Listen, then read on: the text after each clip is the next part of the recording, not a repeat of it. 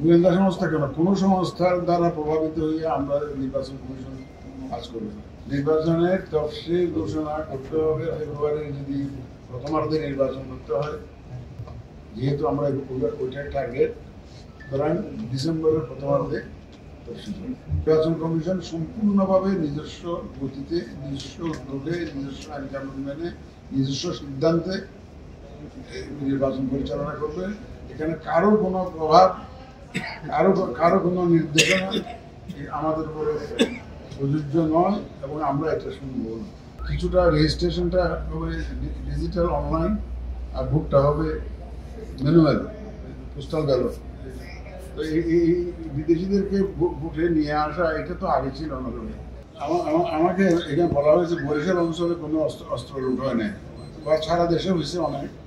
এখানে অস্ত্র উদ্ধারের বিষয়টি এটা একটা চলমান প্রক্রিয়া, এটা চলমান থাকবে।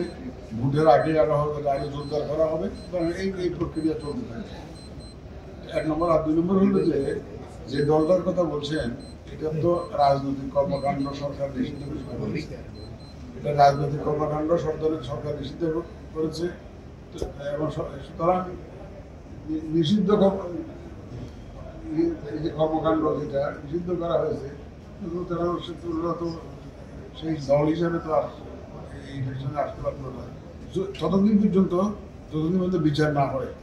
নির্বাচনের তফসিল ঘোষণা করতে হবে ফেব্রুয়ারির যদি প্রথমার্ধে নির্বাচন করতে হয়, যেহেতু আমরা ওইটাই টার্গেট, সুতরাং ডিসেম্বরের প্রথমার্ধে তফসিল হবে, 2 মাস আগে তফসিল হবে।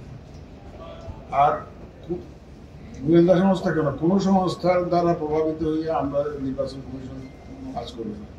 নির্বাচন কমিশন সম্পূর্ণভাবে নিজস্ব গতিতে, নিজস্ব উদ্যোগে, নিজস্ব আইন কানুন মেনে, নিজস্ব সিদ্ধান্তে নির্বাচন পরিচালনা করবে।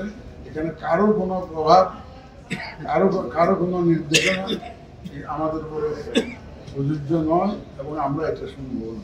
আমরা সম্পূর্ণ স্বচ্ছ একটা নির্বাচন উপহার দিতে চাই। আমরা কোনো চুরি করে লুকানি ছাপানো কোনো নির্বাচন করতে চাই না। আমরা সাংবাদিকদেরকে ওয়েলকাম করি। এই যে দেখা যেতে বলা এরকম যদি মনে করেন পুলিশ বুথে ঢুকে পড়েন, ও আর ভোট দিতে পারবে।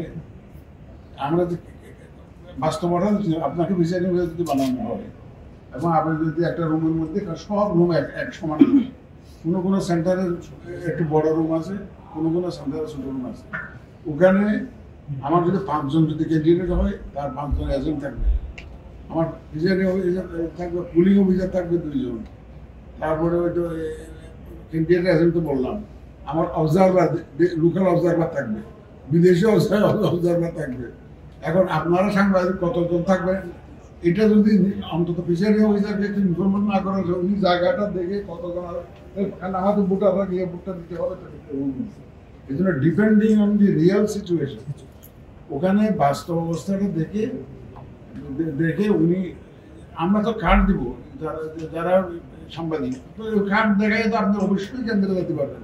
কিন্তু বুথে ঢোকার জন্য, ওখানে ঢোকার জন্য ওই একটু প্রিজাইডিং জানাইতে হবে। উনি দেখবেন যে ঠিক আছে আপনাকে ঢোকার স্পেস আছে কিনা, সেটুকু নিয়ন্ত্রণ।